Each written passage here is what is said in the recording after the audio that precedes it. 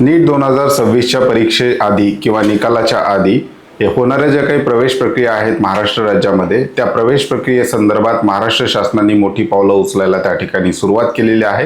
प्रवेश प्रक्रिया अधिक पारदर्शक व्हावेत, त्याचबरोबर सेमी गव्हर्नमेंट कॉलेज किंवा प्रायव्हेट कॉलेजेस जे आहेत महाराष्ट्र राज्यातले, जे MBBSचे असतील, BDSचे असतील, BAMS असतील, BHMS असतील, BUMS असतील किंवा फिजिओथेरपी असेल, विशेषतः MBBS प्रायव्हेट सेमी गव्हर्नमेंट कॉलेजेसमध्ये होणाऱ्या प्रवेश प्रक्रियेसंदर्भात महाराष्ट्र शासन यामध्ये मोठा बदल करण्याची यावर्षी शक्यता आहे. तशा प्रकारची पावलं महाराष्ट्र शासनाच्या CET सेलकडनं उचलली गेलेली आहेत. याचा थेट परिणाम विद्यार्थ्यांवर काय होणार आहे याविषयी डिटेल इन्फॉर्मेशन आपण आजच्या व्हिडिओमध्ये पाहणार आहोत. नमस्कार, मी अंकुश पाटील. तुम्ही पाहताय श्री छत्रपती अकॅडमी पुणेचं यूट्यूब चॅनल. नीट UGचा ॲप्लिकेशन फॉर्म भरण्यापासून ते ॲडमिशन प्रक्रियेपर्यंतचे संपूर्ण महत्त्वाचे अपडेट्स तुम्हाला या चॅनल मार्फत आपण विद्यार्थ्यांपर्यंत पोहोचवत असतो. त्यामुळे चॅनलवर नवीन असाल तर अशाच माहितीपूर्ण व्हिडिओसाठी श्री छत्रपती अकॅडमी पुणेच्या यूट्यूब चॅनलला सबस्क्राईब करा. अशाच प्रकारचे महत्त्वाचे अपडेट्स तुम्हाला तुमच्या व्हॉट्सअपवर हवे असतील तर डिस्क्रिप्शन बॉक्समध्ये आमच्या व्हॉट्सअप चॅनलची लिंक देण्यात आलेली आहे.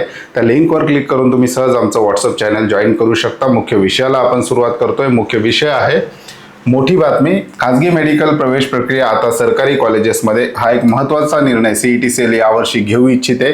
त्या संदर्भातले अपडेट्स काय आहेत, त्याचबरोबर नीट 2026ची तयारी करणारे जे विद्यार्थी आहेत यांच्यावर याचा थेट परिणाम कशा प्रकारे होणार आहे, आतापासूनच विद्यार्थ्यांनी कोणत्या गोष्टीसाठी या ठिकाणी प्रिपेअर राहायचं आहे याविषयी संपूर्ण प्रश्नांची उत्तरं शोधण्याचा प्रयत्न या व्हिडिओमध्ये करणार आहोत. CET सेलचा नवा आणि दिलासादायक प्रस्ताव, हा प्रस्ताव आहे जो CET सेलनी तयार केलेला आहे. नेमका प्रस्ताव काय आहे आणि ओल्ड म्हणजे जुनी प्रवेश प्रक्रिया कशा प्रकारे होती आणि आता जो नवीन प्रस्ताव आहे त्याच्यामध्ये नवीन प्रवेश प्रक्रिया कशा प्रकारे असणार आहेत, या दोन्हीची तुलना आपण आजच्या व्हिडिओमध्ये करणार आहोत. तत्पूर्वी नीट UG 2026च्या तयारी करणाऱ्या विद्यार्थ्यांसाठी श्री छत्रपती अकॅडमी पुणे मार्फत पेड काउन्सिलिंग कोर्स सुद्धा आपण लॉन्च केलेला आहे. ज्या विद्यार्थ्यांना श्री छत्रपती अकॅडमी पुणेच्या पेड काउन्सिलिंग सर्व्हिस विषयी अधिक माहिती घ्यायची आहे अशा विद्यार्थ्यांसाठी आमच्या स्क्रीनवर, त्याचबरोबर आमच्या डिस्क्रिप्शन बॉक्समध्ये आमचे कॉन्टॅक्ट नंबर, त्याचबरोबर आमचा ॲड्रेस दिलेला आहे. त्या नंबरला कॉल किंवा मेसेज करून तुम्ही आमच्या पेड काउन्सिलिंग सर्व्हिसमध्ये सहभागी होऊ शकता. पेड काउन्सिलिंगमध्ये विद्यार्थ्याचा ॲप्लिकेशन फॉर्म भरण्यापासून ते विद्यार्थ्याचं ॲडमिशन होईपर्यंतचं संपूर्ण गायडन्स आपण त्यामार्फत करत असतो. त्याचबरोबर ज्या विद्यार्थ्यांना संपूर्ण महाविद्यालयांचे कट ऑफ कॉलेज वाईज, त्याचबरोबर कॅटेगरी वाईज कट ऑफ पाहायची उत्सुकता आहे, अशा विद्यार्थ्यांसाठी आपलं कट ऑफ मंत्र आहे, ऑनलाईन ॲप्लिकेशन आहे. ऑनलाईन ॲप्लिकेशनची लिंक सुद्धा डिस्क्रिप्शन बॉक्समध्ये दिलेली आहे. कट ऑफ व्यतिरिक्त कॉलेजचे फी स्ट्रक्चर, त्याचबरोबर शासनाचे नवनवीन जे काही GR येतील, जे काही नोटीस येतील, जे काही परिपत्रक येतील, ते सुद्धा तुम्हाला या ऑनलाईन ॲप्लिकेशनमध्ये एकत्र पाहता येणार आहेत. ॲप डाउनलोड केलं नसेल तर ॲपची लिंक डिस्क्रिप्शन बॉक्समध्ये देण्यात आलेली आहे. विद्यार्थ्यांची मुख्य समस्या काय होती जेव्हा विद्यार्थी नीट UG जी परीक्षा द्यायचा, रिझल्ट लागल्यानंतर महाराष्ट्र स्टेट कोट्याची जी काही प्रवेश प्रक्रिया सुरू व्हायची, स्टेट कोट्याची प्रवेश प्रक्रिया महाराष्ट्र CET सेल मार्फत राबवली जाते. यामध्ये महाराष्ट्र राज्यातील गव्हर्नमेंट कॉलेजच्या 85% सीट भरल्या जातात. त्याचबरोबर प्रायव्हेट सेमी गव्हर्नमेंट कॉलेजेसच्या MBBSच्या बाबतीत 100% सीट ज्या आहेत CET सेल मार्फत भरल्या जातात. 100% सीटपैकी 85% सीट या मेरिट बेसवर, त्याचबरोबर 15% सीट ज्या आहेत त्या IQ कोटा किंवा ज्याला आपण इन्स्टिट्यूशनल कोटा किंवा ज्याला आपण मॅनेजमेंट कोटा सुद्धा आपण म्हणतो. या ठिकाणी जेव्हा विद्यार्थी प्रायव्हेट सेमी गव्हर्नमेंट कॉलेज विद्यार्थ्याला अलॉट व्हायचं त्यावेळेस विद्यार्थ्याला त्या ठिकाणी कॉलेजला ॲडमिशनला गेल्यावर काही समस्या त्या ठिकाणी उपस्थित व्हायच्या कॉलेजमार्फत. त्या कोणकोणत्या आहेत? प्रवेशात अडवणूक, बऱ्याचदा विद्यार्थ्यांची प्रवेशात अडवणूक केली जायची. विशेषतः मॅनेजमेंट कोट्याची सीट एखाद्या विद्यार्थ्याला मिळाली तर विद्यार्थ्याला त्या ठिकाणी महाविद्यालयाकडून सहज प्रवेश दिला जायचा नाही, किंवा एखाद्या विद्यार्थ्याला मेरिटवर जरी सीट मिळाली तरी महाविद्यालयाकडून काही प्रमाणात विद्यार्थ्याची त्या ठिकाणी फी स्ट्रक्चरसाठी किंवा डॉक्युमेंटसाठी किंवा इतर कुठल्याही कारणास्तव विद्यार्थ्याची अडवणूक केली जायची. त्याचबरोबर प्रवेशाची भीती, मेरिटमध्ये असूनही वेळेवर प्रवेश न मिळण्याची भीती. बरेचसे महाविद्यालय अशा आहेत ज्यांचे वेबसाईट अजूनही अपडेट नाहीत. त्याचबरोबर वेबसाईटवर जे दिलेले कॉन्टॅक्ट नंबर आहेत, विद्यार्थी जेव्हा कॉलेज अलॉट होतो, फी स्ट्रक्चरची माहिती किंवा डॉक्युमेंटची माहिती विद्यार्थ्याला त्या ठिकाणी घ्यायची असते, त्यावेळेस बरेचसे कॉलेज त्या पीक पिरियडमध्ये म्हणजे विद्यार्थ्याला ॲडमिशनसाठी CET सेल जवळपास 5 ते 6 दिवसाचा वेळ त्या ठिकाणी देते आणि या वेळेत विद्यार्थी जेव्हा कॉल करू इच्छितो तेव्हा बऱ्याचशा महाविद्यालयाकडून विद्यार्थ्यांची कॉल घेतले जात नाहीत किंवा विद्यार्थ्याला व्यवस्थित माहिती दिली जात नाही. ही एक मोठी समस्या विद्यार्थ्यांना त्या ठिकाणी होती. तिसरं, मनमानी कारभार. अतिरिक्त फी आणि मनमानी कारभाराला आता आळा बसणार आहे. मनमानी कारभार म्हणजे जेव्हा एक फी स्ट्रक्चर कॉलेज ठरवून देतं, या फी स्ट्रक्चर व्यतिरिक्त सुद्धा काही महाविद्यालय, सगळे नाही, काही महाविद्यालय विद्यार्थ्याकडनं ॲडिशनल फीजची सुद्धा त्या ठिकाणी मागणी करायची, एक तर डिपॉझिट स्वरूपात किंवा काही महाविद्यालय असे आहेत, विशेषतः BAMS चे महाविद्यालय, जे विद्यार्थ्यांना कॅटेगरीची स्कॉलरशिप अवेलेबल असताना सुद्धा ऍडमिशनच्या वेळेस कॅटेगरीच्या विद्यार्थ्याला सुद्धा ओपनच्या फीसची डिमांड करायचे. तर अशा प्रकारच्या बऱ्याचशा अडचणी विद्यार्थ्यांना ऍडमिशन घेताना त्या ठिकाणी यायच्या. याच्यावर तोडगा म्हणून महाराष्ट्र CET सेल जे आहे यावेळेस थोडंसं सकारात्मक पाऊल उचलताना आपल्याला पाहायला मिळतं.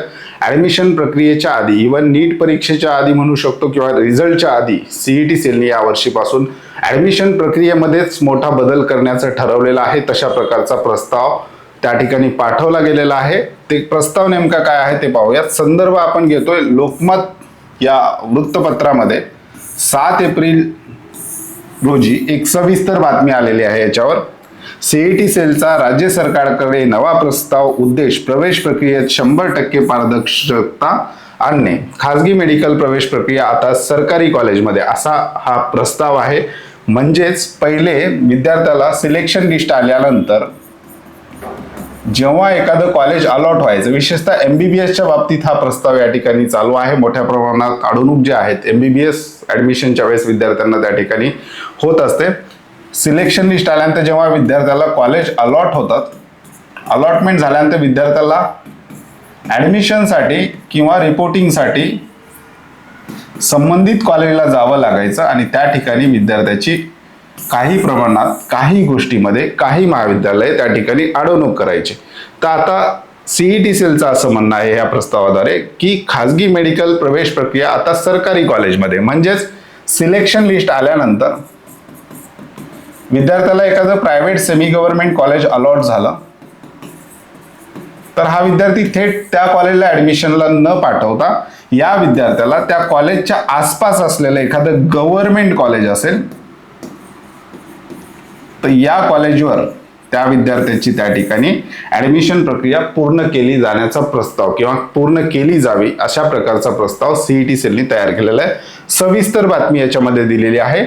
खाजगी वैद्यकीय महाविद्यालय प्रवेशावेळी विद्यार्थ्यांची अडवणूक करून मनमानी पद्धतीने अतिरिक्त शुल्क वसुली करतात. मात्र यापुढे त्यांच्या मनमानीला लगाम घातला जाण्याची शक्यता आहे. आणि काय बदल आहेत, जुनी प्रक्रिया कशी आहे, नवी प्रक्रिया कशी आहे, बातमी जरा सोपी करून आपण पुढील स्लाइडमध्ये पाहणार आहोत. मेडिकल प्रवेश प्रक्रिया जुनी विरुद्ध नवी. कागदपत्र पडताळणी सध्याची म्हणजे जुनी प्रवेश प्रक्रिया कशा प्रकारे आहे, मिळालेल्या खाजगी कॉलेजमध्ये जाऊन करावी लागते. एखाद्या विद्यार्थ्याला एखादं प्रायव्हेट सेमी गव्हर्नमेंट, खाजगी म्हणजे प्रायव्हेट सेमी गव्हर्नमेंट, डीमची प्रवेश प्रक्रिया CET सेलच्या अंतर्गत येत नाही.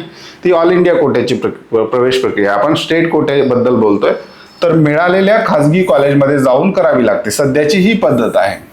नवीन प्रस्तावित प्रक्रिया कशा प्रकारे आहे, CET सेलने ठरवून दिलेल्या सरकारी मेडिकल कॉलेजमध्ये होईल. म्हणजेच एखाद्या विद्यार्थ्याचं अलॉटमेंट लेटर आलं तर अलॉटमेंट लेटरवर एक कॉलेज अलॉट झालं विद्यार्थ्याला, उदाहरणार्थ A नावाचं प्रायव्हेट कॉलेज अलॉट झालं किंवा सेमी गव्हर्नमेंट कॉलेज अलॉट झालं, तर अलॉटमेंट लेटरवरच त्या विद्यार्थ्याला या कॉलेजची ऍडमिशन प्रक्रिया कुठल्या सरकारी कॉलेजमध्ये जाऊन करायची आहे त्याचं सुद्धा नाव या ठिकाणी येण्याची शक्यता आहे. सध्याच्या घडीला उत्तर प्रदेश या स्टेटमध्ये अशा प्रवेश प्रक्रिया होतात. म्हणजे उत्तर प्रदेशमध्ये विद्यार्थ्याला एखादं प्रायव्हेट कॉलेज जरी अलॉट झालं तर विद्यार्थ्याची ऍडमिशन प्रक्रिया प्रत्यक्ष त्या कॉलेजवर न होता एखाद्या सरकारी कॉलेजच्या सेंटरवर त्या ठिकाणी होते. म्हणजेच एखाद्या विद्यार्थ्याला समजा पुणे जिल्ह्यातलं एखादं private semi government college allot झालं तर त्या विद्यार्थ्याची ऍडमिशन प्रक्रिया प्रत्यक्ष त्या कॉलेजला न होता महाराष्ट्र शासनाचं सरकारी कॉलेज कोणतं आहे पुण्यामध्ये, BJ मेडिकल कॉलेज आहे किंवा GMC बारामती आहे, तर या 2 सेंटरवर त्या ठिकाणी विद्यार्थ्यांच्या ऍडमिशनची व्यवस्था करून त्या ठिकाणी त्यांच्या ऍडमिशन प्रक्रिया पार पाडल्या जाव्यात असा प्रकारचा प्रस्ताव CET सेलचा आहे. फी भरणे सध्याची पद्धत कशी आहे, सर्व फी आणि डिपॉझिट खाजगी कॉलेजच्या काउंटरवर भरावी लागते. DD स्वरूपात जो काही फीज आपल्याला आहे तर त्या प्रत्यक्ष जे कॉलेज मिळालेलं आहे त्या ठिकाणी जाऊन भरावी लागते. नवीन प्रस्तावित प्रक्रियेमध्ये काय सांगितलेलं आहे, सरकारी केंद्रावरच कॉलेजच्या प्रतिनिधीकडे निर्धारित फी जमा करावी लागेल. म्हणजेच एखादं सरकारी सेंटर त्या ठिकाणी त्या संबंधित कॉलेजचे प्रतिनिधी रिप्रेझेंटेटिव्ह त्या ठिकाणी उपस्थित असतील आणि त्या ठिकाणी ती फीस त्या ठिकाणी विद्यार्थ्यांना भरावी लागेल, अशा प्रकारचा नवीन प्रस्ताव आहे. प्रक्रियेचे नियंत्रण, संपूर्ण नियंत्रण खाजगी कॉलेजच्या व्यवस्थापनाकडे होते जुन्या पद्धतीनुसार. नवीन प्रस्तावित प्रक्रिया कशी आहे? सरकारी प्रतिनिधी आणि सीईटी सेलच्या देखरेखीखाली प्रक्रिया होईल. त्याच्यानंतर पारदर्शकता व सुरक्षिततेच्या बाबतीत सध्याची पद्धत अनेकदा मनमानी आणि अडवणूक होण्याची शक्यता असते. इकडे नवीन प्रस्तावित जे काय आहे सीईटी सेलची प्रक्रिया संदर्भात, त्याच्यामध्ये 100% पारदर्शकता, विद्यार्थ्यांच्या मदतीसाठी अधिकारी हजर असतील. म्हणजेच अशा प्रकारे एक मोठा चेंज यावर्षी ऍडमिशन प्रक्रियेमध्ये होण्यासाठी सीईटी सेलने एक मोठा प्रस्ताव तयार केलेला आहे. सध्या त्या प्रस्तावाचं स्टेटस काय आहे ते सुद्धा पाहूयात. अत्यंत महत्वाची सूचना, हा अद्याप अंतिम नियम नाही. सध्या हा केवळ सीईटी सेलचा शासनाकडे असलेला प्रस्ताव प्रपोजल आहे. अंमलबजावणीसाठी 2015च्या कायद्यात सुधारणा करावी लागेल. म्हणजेच 2015चा जो काही कायदा आहे ऍडमिशन संदर्भात, याच्यामध्ये सुधारणा करून हे सगळे चेंजेस करावे लागतील. तर हा सीईटी सेलचा प्रस्ताव आहे, प्रपोजल आहे, ते महाराष्ट्र शासनाकडे पाठवलेला आहे. आता महाराष्ट्र शासनाला 2015च्या कायद्यात बदल करून ही ऍडमिशन प्रक्रियेमध्ये थेट त्या ठिकाणी बदल करता येणार आहे. जर हा प्रस्ताव महाराष्ट्र शासनाने जर मंजूर केला तर विद्यार्थ्यांसाठी हा एक दिलासादायक उपक्रम असणार आहे की दिलासादायक प्रवेश प्रक्रिया त्या ठिकाणी असणार आहे. येणाऱ्या काळामध्ये याविषयी जे काही महत्त्वाचे अपडेट्स येतील ते आपण आपल्या YouTube चॅनल मार्फत विद्यार्थ्यांपर्यंत पोहोचवणार आहोत. त्यामुळे चॅनलवर नवीन असाल तर अशाच माहितीपूर्ण व्हिडिओसाठी श्री छत्रपती अकॅडमी पुणेच्या YouTube चॅनलला सबस्क्राईब करा. त्याचबरोबर ऑनलाईन ॲप्लिकेशनची लिंक, व्हॉट्सअप ग्रुपची लिंक डिस्क्रिप्शन बॉक्समध्ये दिलेली आहे. ज्या विद्यार्थ्यांना आमच्या पेड काउन्सिलिंग सर्व्हिसमध्ये सहभागी व्हायचं आहे अशा विद्यार्थ्यांसाठी कॉन्टॅक्ट नंबर आमच्या स्क्रीनवर, त्याचबरोबर आमच्या डिस्क्रिप्शन बॉक्समध्ये दिलेले आहेत. त्याचबरोबर याविषयी तुमच्या मनात काही प्रश्न असतील किंवा या प्रस्तावामध्ये अजून कोणते बदल व्हायला हवेत असं तुम्हाला वाटत असेल तर तुम्ही कमेंट बॉक्समध्ये त्या ठिकाणी सजेस्ट करू शकता. ते कमेंट्स किंवा त्या प्रस्तावाबद्दल विद्यार्थ्यांचे जे काही मत आहे ते निश्चितच सीईटी सेल पर्यंत पोहोचवण्याचा आम्ही प्रामाणिक प्रयत्न त्या ठिकाणी करणार आहोत. तुर्तास आजच्या व्हिडिओमध्ये आपण इथेच थांबतोय. पुन्हा भेटूयात आणखी एका नव्या आणि माहितीपूर्ण व्हिडिओमध्ये. धन्यवाद.